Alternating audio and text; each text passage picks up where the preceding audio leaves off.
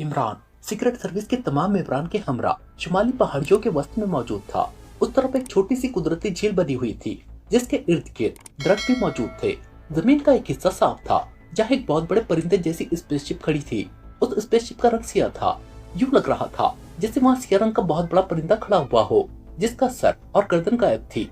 सामने की तरफ एक बड़ा सा गोल शीशा था जबकि उसके इर्द गिर्द भी छोटे छोटे शीशों की खिड़कियां बनी हुई थी। परिंदे नुमा स्पेसशिप के फैलते हुए पर भी थे जिनके नीचे लंबी और अजीब व गरीब गनों के दहाने साफ दिखाई दे रहे थे। स्पेसशिप के नीचे से उसका पेट खुला हुआ था और वहां से फौलादी सीढ़ियां निकलकर जमीन से लगी हुई थी। इमरान उस स्पेसशिप को अभी चंद लम्हे कबल लेकर यहाँ आया था।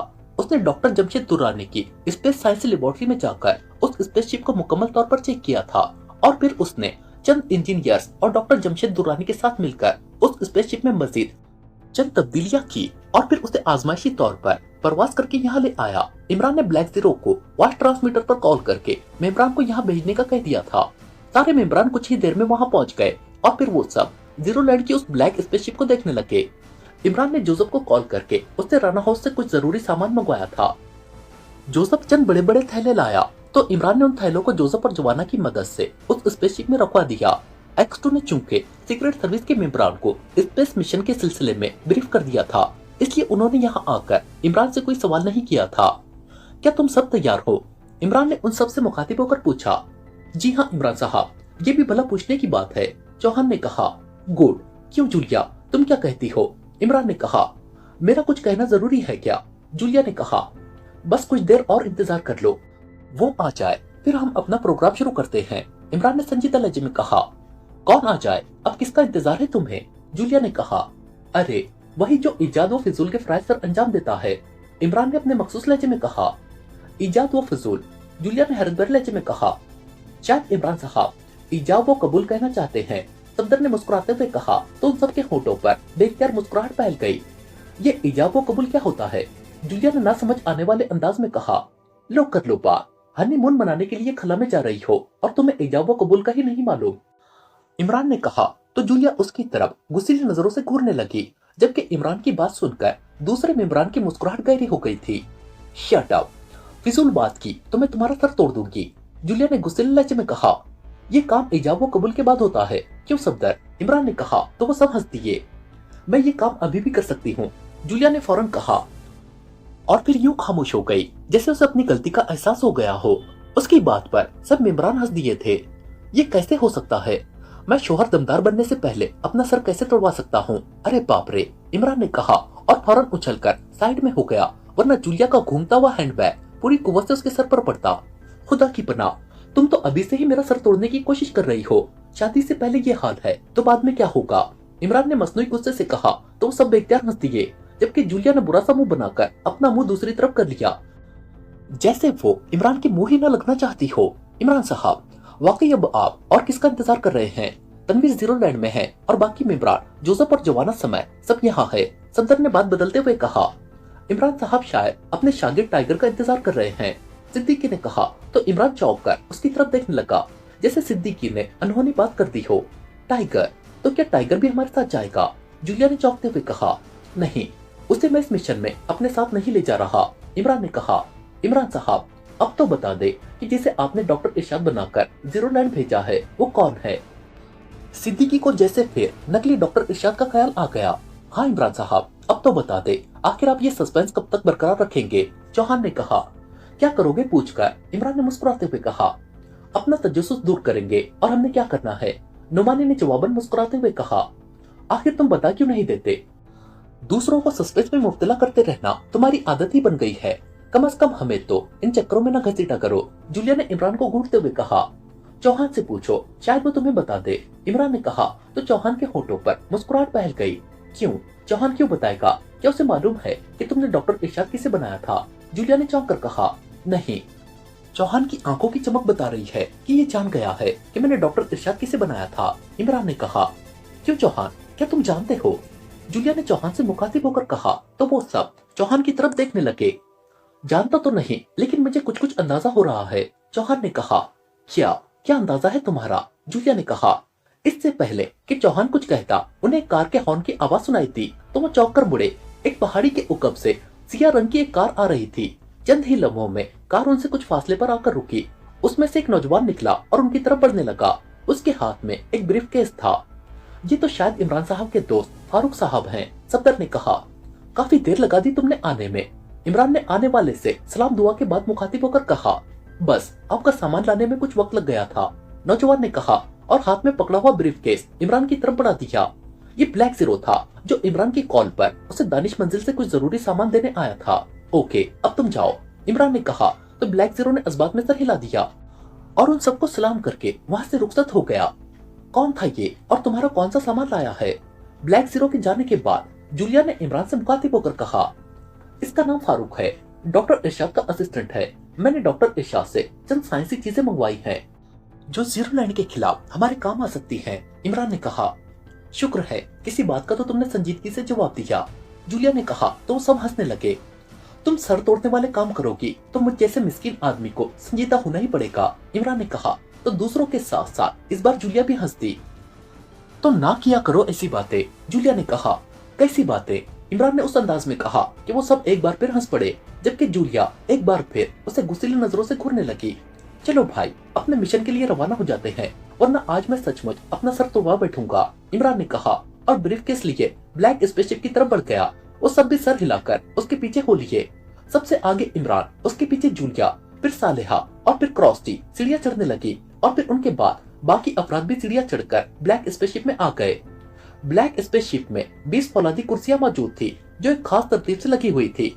उन सब कुर्सियों के सामने छोटी स्क्रीनों वाली कंप्यूटराइज मशीनें और कंट्रोल पैनल मौजूद थे। साइडों पर हुकों के साथ शीशों के ग्लोब लटक रहे थे। वो सब उन कुर्सियों पर बैठते चले गए। इमरान सबसे अगले हिस्से में आ गया। यहाँ काफी बड़ा कंट्रोल पैनल मौजूद था जिस पर बेशुमार बटन, स्विचेस और हैंडलों के साथ मीटर भी लगे हुए थे। चंद मखसूस स्क्रीनों के साथ साथ सामने बड़ी स्क्रीन भी मौजूद थी जिससे बाहर का मंजर साफ देखा जा सकता था। इमरान ने एक साइड से एक माइक्रोफोन निकालकर कान से लगा लिया। उस माइक्रोफोन के साथ माइक भी नस्ब था। फिर इमरान ने हुक से शीशे का कंटोप उठाया और उसे सर पर चढ़ा लिया। कंटोप उसकी गर्दन तक आ गया था। उस कंटोप के साथ नालियां और चंद तारे लगी हुई थी जो मुख्तलिफ मशीनों में जा रही थी। उसके साथियों ने भी सरों पर कंटोप चढ़ाए और फिर अपनी सीटों पर बेल्ट कसने लगे। इमरान ने कंट्रोल पैनल के मुख्तलिफ बटनों, स्विचेस और मीटरों को ऑन करना शुरू कर दिया। चंद ही लम्हों में ब्लैक स्पेसशिप में जैसे जिंदगी सी दौड़ गई। बाहर मौजूद सीढ़ी खुद ब खुद सिमटकर ऊपर आ गई और खुला हुआ दरवाजा बगैर किसी आवाज के बंद होता चला गया। कंट्रोल पैनल पर लगे हुए रंग बिरंगे बल्ब जलना बुझना शुरू हो गए और तमाम स्क्रीनें रोशन हो गई। क्या तुम सब तैयार हो? इमरान ने माइक में उन सब से मुखातिब होकर कहा। यस, हम तैयार हैं, उन सब ने कंट्रोल्स में लगे माइक्स में कहा तो इमरान ने सर हिलाकर कंट्रोल पैनल के मजीद चंद बटन प्रेस किए और फिर उसने एक हैंडल को पकड़ लिया। ब्लैक स्पेसशिप से जाय जाय की आवाजें आ रही थी और बाहर तेज धूल उड़ना शुरू हो गई थी। ओके, मैं काउंटडाउन करूंगा और फिर हम खला में जाने के लिए रवाना हो जाएंगे, इमरान ने कहा और फिर उसने काउंटडाउन शुरू की और आहिस्ता आहिस्ता हैंडल को नीचे करने लगा। ब्लैक स्पेसशिप जमीन से उठा और उसके स्टैंड सिमटते चले गए। ब्लैक स्पेसशिप जाय जाय की तेज आवाज निकालता हुआ किसी हेलीकॉप्टर की तरह ऊपर उड़ता जा रहा था। काफी बुलंदी पर आकर इमरान ने उसे उम्मीदन किया और फिर उसने एक बटन प्रेस करके एक हैंडल खींचा और फिर उसने स्पीड बढ़ाने वाला हैंडल पकड़ लिया। ओके, 3, 2, 1, 0। इमरान ने काउंटडाउन मुकम्मल की और फिर हैंडल को जोर से नीचे की तरफ खींच लिया।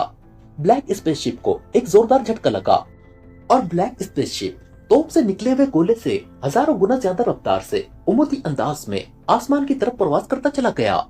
जोरदार झटके से एक लम्हे के लिए उन सबके सांस जैसे अटक गए थे, लेकिन फिर उन्होंने खुद को संभाल लिया। इंतहाई बर्क रफ्तारी से उड़ने की वजह से ब्लैक स्पेसशिप में इर्तियाज सा हुआ था जिससे उन्हें अपने जिस्म भी बुरी तरह से लरसते हुए महसूस हो रहे थे। गो के ब्लैक स्पेसशिप के अंदर उसकी किसी मशीनरी की कोई आवाज नहीं आ रही थी, लेकिन इसके बावजूद उन्हें अपने कानों में साए साए की आवाज सुनाई दे रही थी और उन्हें यूं लग रहा था जैसे उनकी आंखों के सामने धुंध सी छा गई हो। शायद ये ब्लैक स्पेसशिप में होने वाले इर्तियाज का असर था। वो सब जैसे कुर्सियों से चिपके हुए थे। आहिस्ता आहिस्ता ब्लैक स्पेसशिप का इर्तियाज कम होने लगा और फिर कुछ ही देर में इर्तियाज बिल्कुल खत्म हो गया। इर्तियाज के खत्म होते ही उनके कानों की साए साए और आंखों के सामने धुंध भी खत्म हो गई थी। खुदा की पनाह, हम किस रफ्तार से सफर कर रहे हैं इमरान साहब? सिद्दीकी ने खुद को संभालते हुए माइक में इमरान से मुखातिब होकर कहा, इस वक्त हम 4000 किलोमीटर फी घंटा की रफ्तार से सफर कर रहे हैं, जो खला में पहुंचते ही 5 गुना बढ़ जाएगी। इमरान ने कहा, यानी हम 20,000 किलोमीटर फी घंटा की रफ्तार से मुसलसल सफर करेंगे। नोमानी ने बौखलाए हुए लहजे में कहा, हाँ, लेकिन घबराने की कोई बात नहीं है। स्पेसशिप नॉर्मल पोजीशन पर आ गई है। अब एक जबरदस्त झटका हमें जमीन के मदार से निकलते हुए लगेगा। उस झटके को तुम सबने बर्दाश्त करना है। उसके बाद हम खला में होंगे और खला में इस स्पेसशिप की रफ्तार इस रफ्तार से हजारों गुना भी हो जाए तो तुम्हें यूं लगेगा जैसे तुम सब समंदर की पुरसुकून सतह पर एक आम कश्ती में तैर रहे हो। इमरान ने कहा, तुम्हारा मतलब है कशिश शकल से निकलते वक्त झटका लगेगा। जूलिया ने कहा, हाँ, ये झटका उस झटके से कई ज्यादा सख्त होगा जो तुम्हें अभी चंद लम्हे कब लगा था। इमरान ने कहा, उसके लहजे में संजीदगी थी। और वो झटका कब लगेगा इमरान साहब? सालिया ने पूछा। ज्यादा से ज्यादा 10 मिनट बाद। इमरान ने कहा, क्या ब्लैक स्पेसशिप के जमीन के मदार से निकलने का कोई कौशल मिलेगा? क्रॉस्टी ने पूछा। हाँ, मदार से निकलने से 3 सेकंड पहले स्पेसशिप में सायरन बजेगा। सायरन बजते ही तुम अपने सांस रोककर आंखें बंद कर लेना। तुम्हारे सर और कमर सीध में कुर्सी से लगे रहेंगे तो तुम्हें उस झटके का कोई असर नहीं होगा। वक्ती तौर पर हो सकता है तुम्हें अपने दिल की धड़कन रुकती हुई महसूस हो, मगर हम जैसे ही खला में जाएंगे तुम सब नॉर्मल हो जाओगे। इमरान ने कहा, इमरान साहब, हम सब ने सरों पर सिर्फ खलाई कंटोप चढ़ा रखे हैं। क्या खला में जाने के लिए हमें खलाई लिबास पहनने जरूरी नहीं थे? चौहान ने कहा, नहीं, ये स्पेसशिप जीरोलैंड वालों ने खला में इस्तेमाल के लिए बनाई है। एयर टाइट होने के साथ साथ स्पेसशिप में ऑक्सीजन भी हर वक्त जरूरत के मुताबिक मौजूद रहती है और इसमें ऐसी खुसूसी रेस और गैस मौजूद है जो हर किस्म के खलाई असरात को जायल करने के लिए काफी है। फिलहाल तो हमें खलाई लिबासों की जरूरत नहीं है, लेकिन तुम घबराओ नहीं, मैं खलाई लिबास और दूसरा सामान भी लाया हूँ। जरूरत हुई तो हम वो लिबास पहन लेंगे। इमरान ने जवाब देते हुए कहा, क्या अब हम सीधे जीरोलैंड जा रहे हैं? क्रॉस्टी ने पूछा। नहीं, इमरान ने कहा। तो कहाँ जा रहे हैं? जूलिया ने चौंक कर पूछा। मेरा ख्याल है मैं पहले बता चुका हूँ, बहरहाल फिर बता देता हूँ। ये ब्लैक स्पेसशिप जीरोलैंड की है। इसके कंप्यूटर में पहले जीरोलैंड की ही प्रोग्रामिंग थी, जिसे ब्लैक जैक ने रिमूव करके उसके कंप्यूटर प्रोग्राम में फ्रांस को हेडक्वार्टर और जमीन की प्रोग्रामिंग कर दी थी। जब मैंने इस कंप्यूटर को चेक किया तो कंप्यूटर प्रोग्रामिंग में बहुत सी चीजें जीरोलैंड के हवाले से थी, मगर उस प्रोग्रामिंग में से जीरोलैंड की लोकेशन और उसका वे खत्म हो चुका था। मैंने इस प्रोग्राम को हर मुमकिन तरीके से दुरुस्त हालत में लाने की कोशिश की, लेकिन जीरोलैंड वालों ने कंप्यूटर प्रोग्राम में ऐसी कोडिंग कर रखी है जिसे मैं कोशिश के बावजूद नहीं समझ सका था। बहरहाल उस कोडिंग से और कुछ नहीं तो मुझे इस स्पेसशिप का फंक्शन जरूर समझ आ गया और इस कंप्यूटर से मैंने फ्रांस को हेडक्वार्टर तक जाने के तमाम रास्तों को भी चेक कर लिया है। अब हम इस स्पेसशिप से फ्रांस को हेडक्वार्टर जा रहे हैं। इमरान ने कहा, इमरान साहब, हमने अपना सफर तो शुरू कर दिया है और आप बता रहे हैं कि ये स्पेसशिप भी जीरोलैंड वालों की है। क्या जीरोलैंड या फ्रांस को हेडक्वार्टर से इस स्पेसशिप को चेक नहीं किया जा सकता? मेरा मतलब है हमने संगी थ्रेसिया और मादाम हितारा के सामने तनवीर के हाथों हलाक होने का जो ड्रामा रचाया था, अगर जीरोलैंड वालों ने इस ब्लैक स्पेसशिप में हमें देख लिया तो क्या तनवीर खतरे में नहीं आ जाएगा? सफदर ने कहा, मैंने और डॉक्टर जमशेद दुर्रानी ने कोशिश तो की है कि इस ब्लैक स्पेसशिप का जीरोलैंड और फ्रांस को हेडक्वार्टर वालों को इल्म ना हो सके, लेकिन जैसा कि मैंने बताया है कि इस स्पेसशिप की कंप्यूटर प्रोग्रामिंग बेहद पेचीदा है, इसलिए हो सकता है हम उनकी नजरों में आ जाए। रही बात तनवीर की, तो पहले ही खतरों में घिरा हुआ है, वो अपने बचाव का कोई ना कोई रास्ता निकाल लेगा। इमरान ने कहा, अगर उन्होंने तनवीर को उसके धोखाधड़ी के जुर्म में हलाक कर दिया तो फिर? क्रॉस्टी ने कहा, नहीं, जीरोलैंड वाले तनवीर को फौरन हलाक नहीं करेंगे। इमरान ने जवाब देते हुए कहा, ये तुम कैसे कह सकते हो? जूलिया ने कहा, उन्होंने बज़ाहिर मुकम्मल तौर पर तनवीर का जहन अपने कंट्रोल में किया हुआ है। जब वो हमें देखेंगे तो उन्हें तनवीर की असलियत का भी इल्म हो जाएगा, मगर वो सबसे पहले ये जानने की कोशिश करेंगे कि तनवीर ने आखिर उन्हें इतना बड़ा डॉज कैसे दिया है। वो एक बार फिर तनवीर का माइंड स्कैन करेंगे, उसके जहन से असली बात मालूम किए बगैर वो उसे हलाक नहीं करेंगे। इमरान ने कहा तो उन सब ने इस बात में सर हिला दिए, जैसे वो इमरान की दलील से मुतमईन हो गए हों। उसी लम्हे अचानक स्पेसशिप में तेज सायरन बज उठा। सायरन की आवाज सुनकर वो अलर्ट हो गए। वो समझ गए कि वो जमीन के मदार से निकलने वाले हैं। उन्होंने फौरन अपने सर कुर्सी की पुश से लगाते हुए आंखें बंद कर ली और अपने सांस रोक लिए। उसी लम्हे स्पेसशिप को एक जोरदार झटका लगा। ये झटका इस कदर तेज और खौफनाक था कि उन्हें न सिर्फ अपने दिलों की धड़कनें रुकती हुई महसूस हुई थी, बल्कि उन्हें अपने जिस्मों पर इस कदर दबाव पड़ता हुआ महसूस हुआ जैसे उनके जिस्म दो फौलादी दीवारों के दरमियान आकर पिचक गए हो। मगर दूसरे ही लम्हे उन्हें अपने जिस्मों से बोझ हटता हुआ महसूस हुआ और उन्हें यूं लगा जैसे उनके जिस्म बेहद हल्के फुल्के हो गए हों।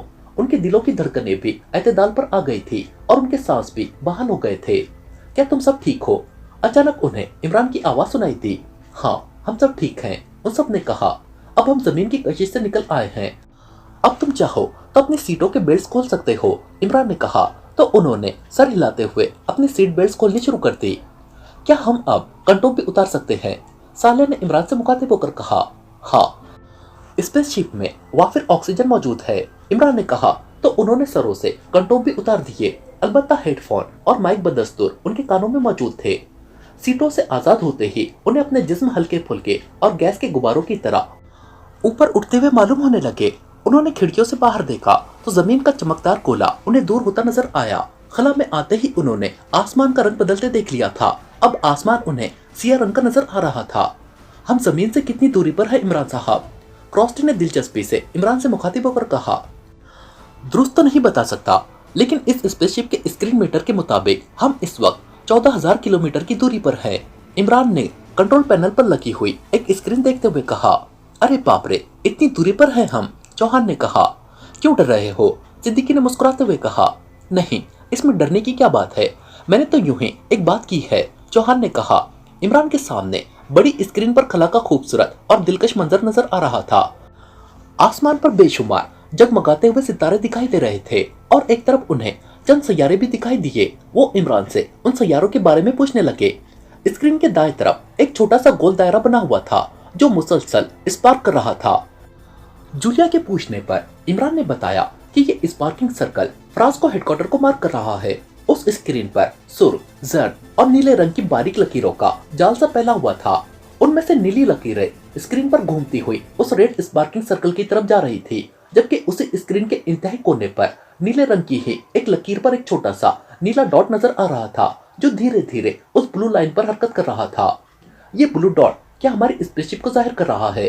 कैप्टन शकील ने इमरान से पूछा। हाँ, हम इस मखसूस ब्लू लाइन पर सफर कर रहे हैं। मुख्तलिफ रंगों की लाइनें खला में मौजूद दूसरे मसनूई सैयारों के रास्तों को जाहिर कर रही हैं, जबकि ये ब्लू लाइनें फ्रांस हेडक्वार्टर में जाने के लिए रास्तों के तौर पर जाहिर की गई है, इमरान ने कहा। हम स्क्रीन के बाएं कोने पर है और फ्रांस हेडक्वार्टर स्क्रीन के इंतहाई दाएं कोने पर। जिस रफ्तार से हमारी स्पेसशिप ब्लू लाइन पर आगे बढ़ रही है, इससे तो लगता है हमें फ्रांस हेडक्वार्टर पहुंचने में बहुत वक्त लग जाएगा, कैप्टन शकील ने कहा। बिल्कुल, फ्रांस हेडक्वार्टर खला में मौजूद किसी सैयारे की तरह दूर है। जैसा कि मैंने बताया था कि खला में आते ही इस स्पेसशिप की रफ्तार कई गुना बढ़ जाएगी। ये देखो, इस स्पीड मीटर के तहत ये खलाई जहाज तकरीबन 1000 किलोमीटर फी घंटे की रफ्तार से प्रवास कर रहा है, लेकिन हम चूंकि खला में हैं, इसलिए हमें इसकी तेज रफ्तारी का एहसास तक नहीं हो रहा, इमरान ने कहा। तो वो सब उस स्पीड मीटर को देखने लगे। इस स्पीड मीटर के हिसाब से तो हमें फ्रांस हेडक्वार्टर तक पहुंचते पहुंचते कई रोज लग जाएंगे, जूलिया ने कहा। यकीनन, इमरान ने इस बात में सर हिलाते हुए कहा। इमरान साहब, एक बात पूछो, माइंड तो नहीं करेंगे? नुमानी ने इमरान से मुखातिब होकर कहा। जूलिया का ख्याल है कि सुपर माइंड की खोपड़ी में माइंड नाम की कोई चीज ही नहीं है। जब मेरे पास माइंड ही नहीं है तो मैं क्या माइंड करूंगा, इमरान ने कहा। तो सब बेख्तियार मुस्कुरा दिए। खैर, ऐसा तो मैंने कुछ नहीं कहा, जूलिया ने कहा। तुम कहीं भी लोगी तो मैं क्या कर सकता हूँ? मैं ठहरा एक बेसहारा नाकारा सा सैयारा, मामा मेरा मतलब है इंसान, इमरान ने अपने मखसूस लहजे में कहा। तो वो सब बेख्तियार हंसने लगे। नुमानी की बात तो दरमियान में रह गई। क्रॉस्टी ने कहा, हम इस वक्त खला में हैं और हमारा ये सफर कई दिनों तक मुहित रह सकता है। इसके अलावा हमें फ्रांस हेडक्वार्टर में न जाने कैसे हालात पेश आए और हमें वहां न जाने कितने दिन लग जाए। इन दिनों में हम खाए पिएंगे क्या, नुमानी ने कहा। क्यों, क्या तुम्हें भूख लग रही है? इमरान ने मुस्कुराते हुए कहा।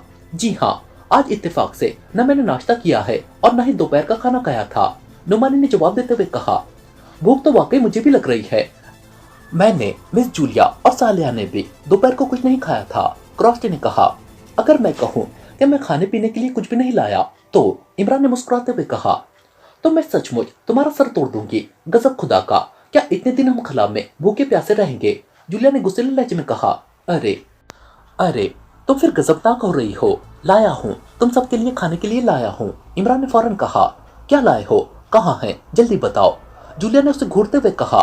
गोलियां और टॉफियां, इमरान ने कहा और उसने जेब से सचमुच चंद गोलियां निकालकर उनकी तरफ बढ़ा दी। ये क्या बकवास है? क्या हम इतने दिनों तक ये गोलियां और टॉफियां खाएंगे? जूलिया ने गुस्सेले लहजे में कहा। मजबूरी है, जल्दी में वाकई मैं खाने पीने का इंतजाम करना भूल गया था। इमरान ने मसमसी से सूरत बनाते हुए कहा। ओ गॉड, ये किस जाहिल और अहमक से पाला पड़ गया है? जूलिया ने बेख्तियार सर पर हाथ मारते हुए कहा। देखा देखा, मैंने कहा था ना कि जूलिया मुझे जाहिल समझती है, और जाहिल वो होता है जिसके दिमाग में माइंड नाम की कोई चीजें नहीं होती। इमरान ने चेक कर कहा, जैसे उसने जूलिया की बात पकड़कर बहुत बड़ा कारनामा सर अंजाम दिया हो। इमरान साहब, ये मजाक वाली बात नहीं है, सफदर ने परेशानी के आलम में कहा। क्या मतलब? क्या तुम भी मुझे? इमरान ने हैरत से उसकी तरफ देखते हुए कहा। मैं खाने पीने की बात कर रहा हूँ। आप जानते थे कि हम खला में जा रहे हैं, और हमने ये कभी नहीं सुना कि खला में जाने वाले इंसानों को भूख प्यास नहीं लगती, सफदर ने कहा। तो भाई तुम्हें खाने पीने के लिए गोलियां और टॉफियां तो दे रहा हूँ, इमरान ने कहा। तो सिवाय कैप्टन शकील के सब बुरे बुरे मुंह बनाने लगे। लो, अब सब बुरे बुरे मुंह बना रहे हो। अरे, नन्हे बच्चे इन टॉफियों को देखकर खुशी से चहकने लगते हैं और इन पर फौरन झपट पड़ते हैं, और तुम हो कि यूं मुंह बना रहे हो जैसे मैं तुम्हें कॉनिन की गोलियां दे रहा हूँ, इमरान ने कहा। उसने एक गोली का रैपर उतारा और गोली मुंह में डालकर बच्चों की तरह से चूसने लगा। हम बच्चे नहीं है, जूलिया ने मुंह बनाकर कहा। वाह वाह, क्या मजेदार गोली है, लुत्फ आ गया, इमरान ने जूलिया की बात सुने बगैर उसी तरह चहकते हुए कहा। मजेदार है तो खुद ही खाओ, हमें नहीं चाहिए तुम्हारी गोलियां, जूलिया ने और ज्यादा बुरा सा मुंह बनाते हुए कहा। ठीक है, सब मैं खा जाऊंगा, मुझे क्या। अरे कैप्टन शकील, तुम बुरे बुरे मुंह नहीं बना रहे, क्या तुम्हें भूख प्यास नहीं लगी? इमरान ने कहा। तो कैप्टन शकील ने हाथ बढ़ाकर इमरान के हाथ से एक गोली ले ली और उसका रैपर उतारने लगा। ये देखकर जोसेफ और जवाना भी आगे बढ़े और उन्होंने भी एक एक गोली उठा ली।